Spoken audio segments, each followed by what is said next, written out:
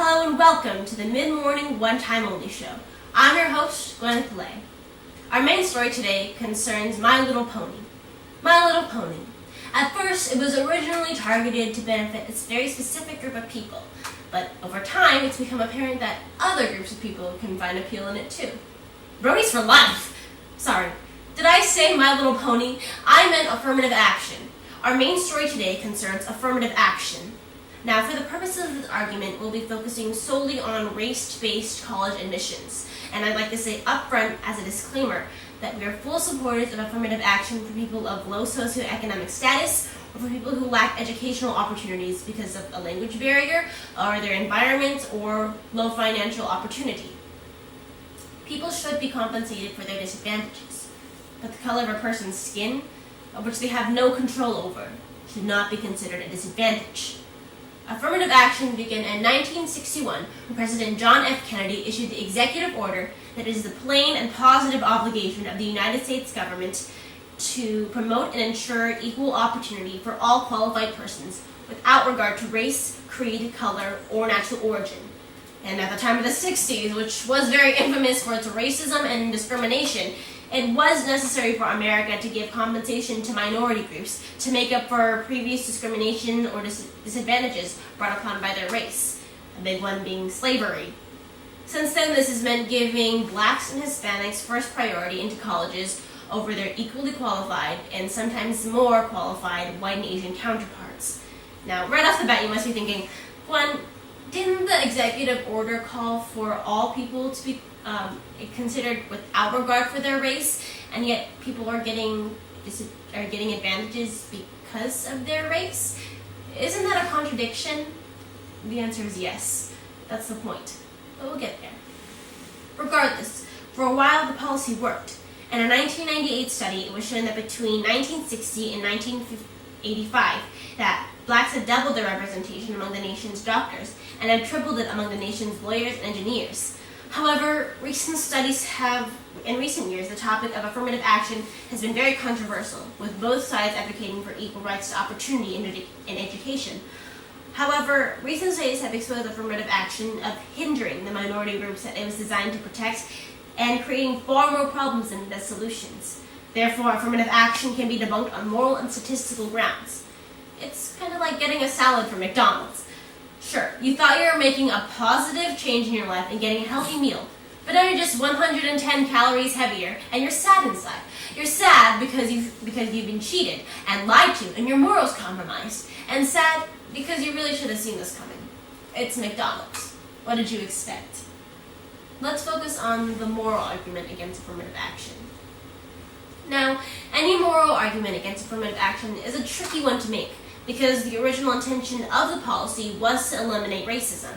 However, the hypocrisy in that statement is a little bit hard to swallow when one minority group in particular is getting excluded from receiving these benefits. So, I believe because I'm an Asian American applicant, that may have led colleges to expect more from me. I think it may have hurt me, especially since I said I'm sort of a generic applicant with regards to the Asian American applicant. That's right. Asian Americans are getting discriminated against for being too smart. TV personality John Stassos and many other university goers have protested and raised an awareness for this issue through a trend called affirmative action bake sales, which is a lot less sassy than it sounds.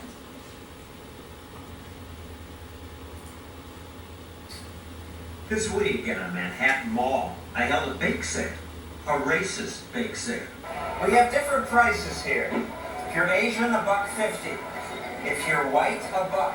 If you're Latino or black, 50 cents. That's not right. You got to be on your goddamn mind. Well, you didn't slow down. I'm trying to make amends for racism and punish the Asians because they have an advantage. They have such high SAT scores. No, that's not true.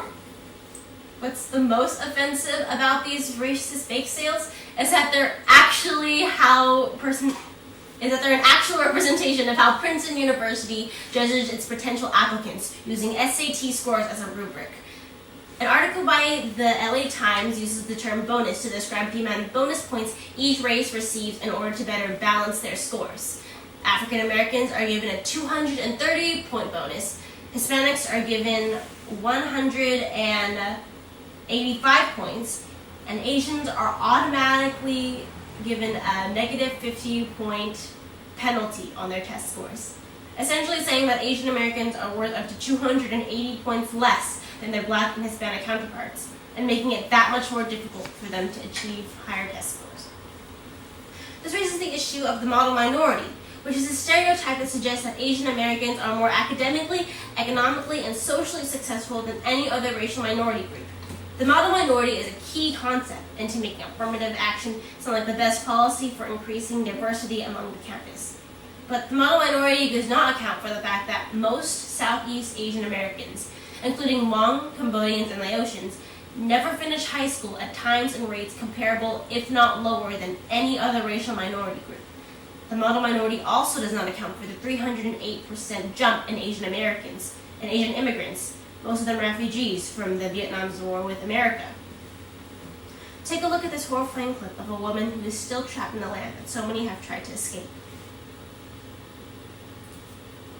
Chị ở chỗ trong là chuyện thế một đầu tôi thôi rồi đây chờ có rồi đây chờ hai đứa nó của tôi tới tôi cha rồi đi tới tôi cô sẽ nã cha có bé chỉ đi tới rồi đâu tụi nó đi vô lúc bé cha nhưng mà nhà nào quay trong đầu bé lúc gì cha chỗ chi vô chính đồng gì cha vô chỉ hai đứa chi lời nhau đi bên trong xe hả bên đi xa thì nhau đi từ nhà trong rồi thì nhau đi trong là thọ thì chịu cái gì đó bé thì bé lò bé đi lò trong hướng lò chỉ luôn nó sẽ cho bé mình chỉ sợ cái gì uống nó cho một quả để con qua cho một như thà rồi chế lúc khai bé nhau chỉ tao đó mà bé đi tao là sao bé đi tao là mà lỡ cho và lỡ tôi nói chỉ tôi ta vậy lỡ lò cho có nhà mình nhỏ xứ mà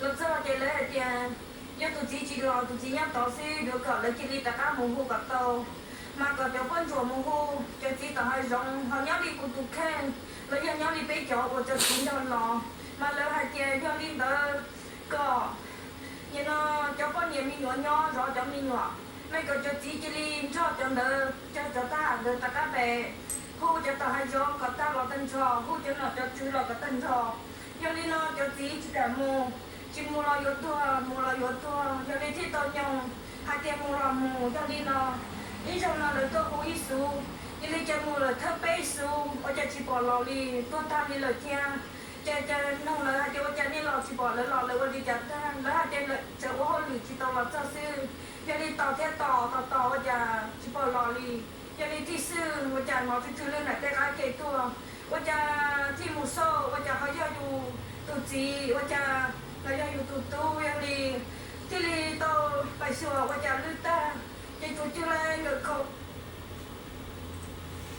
Now you look those women in the eye and you tell them that they're at an advantage because of the color of their skin. And even when people do escape from the fate of their country, they have to come to America without a single word of English in their vocabulary and what little they can carry on their backs. They have to make the transition from a third world country and the only home they've ever known into modern America. The point here is that if the model minority myth is just a myth, and we can't say that all Asian Americans are successful because of the color of their skin, then by the same logic, we can't say that all Blacks and Hispanics are underprivileged because of the color of theirs. You have the obvious examples: Barack Obama, Mel Martinez, Jennifer Lopez, Oprah Winfrey, Michael Jackson. Well, he was white, so that doesn't really help me prove my point. But despite the nightmares that you're obviously going to have after seeing that image, we need to stop acting like there's a direct causation between one's potential for success and the color of their skin. And we need to stop promoting that idea in our college admissions. Race-based admissions are like Tinder.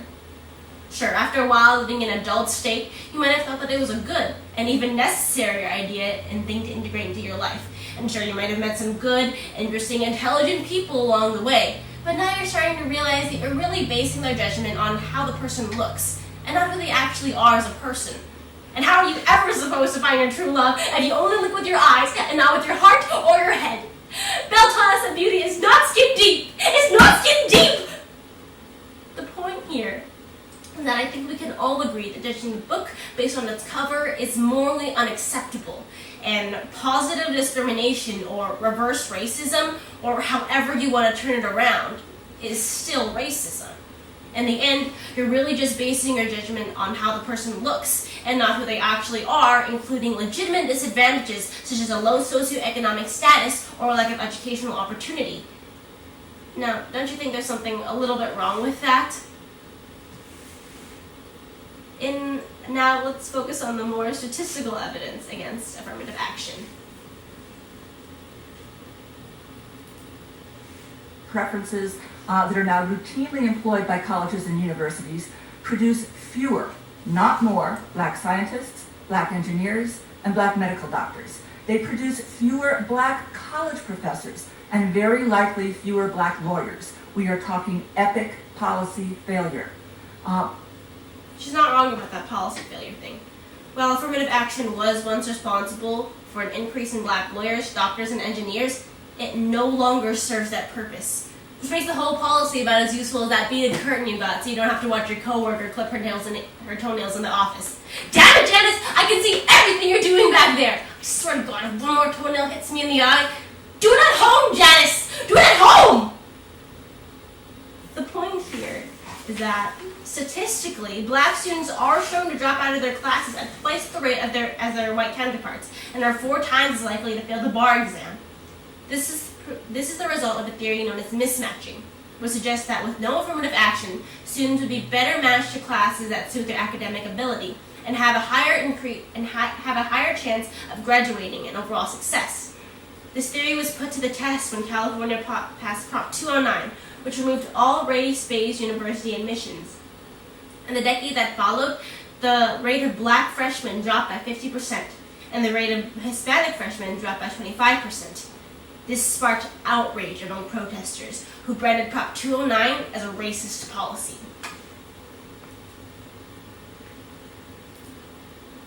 I'm here to say that more currently, transgender and the KKK are not very different in that they want to maintain white privilege at the expense of taking opportunities away from black, Latino, Native American, and other minority students. Like, for example, These protesters seem to think that a ban on affirmative action would mean putting special attention and putting whites into college ahead of blacks and Hispanics. But that is exactly the issue that Prop 209 is going against. And these protesters are right. Anyone who puts one race ahead of another is most definitely an asshole. But we cannot keep promoting a society where one race as a whole feels like it needs to compete to maintain or establish dominance over another race. We need to, and that applies to people of all colors, whether it be white, black, brown, red, blue, green, yellow, and yes, there are green people. Adele Dazeem. Because it is that fear that will drive us apart into an endless loop of cultural and racial segregation. And look, we aren't denying that there are still large amounts of racism, poverty, and segregation in modern America, usually targeted towards blacks and Hispanics. And it saddens me to think that we are a long way away from truly regarding each other as equals. But we have to start somewhere. And trying to fix one issue of racial prejudice with another form of racial prejudice is not the way to solve the issue. Because the one thing that all these protesters have failed to mention is that since the passing of Prop 209, the total number of black and Hispanic students receiving bachelor's degrees was the same amount of the 5 classes before Prop 209 was established. Which can only lead us to one conclusion. Affirmative action is focusing on the wrong issue in our education system. And while affirmative action does increase diversity among college campuses, it completely ignores the core issue that blacks and Hispanics tend to show underqualification when compared to their white and Asian counterparts. And this issue has little to nothing to do with race, as that protester pointed out. like, for example, Sanders' research is basically saying that we're not intellectually capable of competing with white students at this university. Is completely false, and is just buying into the kind of racist pseudoscience that isn't any better than that racist pseudoscience that was happening during the Booker T. Washington era. She's absolutely right, because there's not a world that exists where blacks, Hispanics, white, and Asians, and any other racial group have more potential for success over the other. And the root issue is something so painfully obvious that it's something both sides of the argument have addressed and can agree on. As an answer for Bree. Yes. There are discrepancies in the educational system, and majority of the time, I know this in New York City, the schools that minorities go to are not as well funded, are not as well supplied as white schools. And so there is going to be a discrepancy naturally between minorities and between whites if they go to better schools, and they will not do as well on exams because they haven't had as much help because of a worse school system. So let me just interrupt you. Tell me your name. Anisha. Anisha. Regardless of race, all human beings have equal potential to achieve success. But if people are not properly trained, prepared, and educated from the ground up, society can never expect them to succeed. We need to put a more concentrated effort into funding and improving our education facilities from the K through 12 level, where people are receiving their fundamental development. Opportunities and programs need to emerge and be easily accessible for minority students to teach them what colleges to get into and how to improve their education. If we do not make a serious change in the conditions of our schools, then we can never expect these children to escape this endless cycle of poverty that has continued for much too long. And we can never expect them to rise above the negative stereotypes that we can no longer let define them. And improving our school system makes a heck of a lot more sense than trying to switch gears on a kid who's already been through 15 years of shitty schooling. We can't underprepare these kids, throw them into the wild, and when they inevitably fall back into the endless cycle of poverty and undereducation, try to catch them in some affirmative action net. That's like seeing this picture of a Taco Bell employee licking the food and thinking, alright, we have to put all hard taco shells under strict security. I'm talking cages, because hard tacos are far more likely to be licked than soft tacos. Now, hold on. First of all, you're being a little bit racist towards both kinds of tacos. Both hard tacos and soft tacos are equally lickable. You're being racist towards tacos, you heathen. And you've done nothing to address the root problem here. And we can't keep getting caught up in this endless cycle of racist blame. We need to move past the era of racist judgment in our society. There's a fundamental issue in our education system, and race-based admissions at the college level is not the way to solve it. This is Gwyneth from the Mid-Morning One Time Only Show, signing off.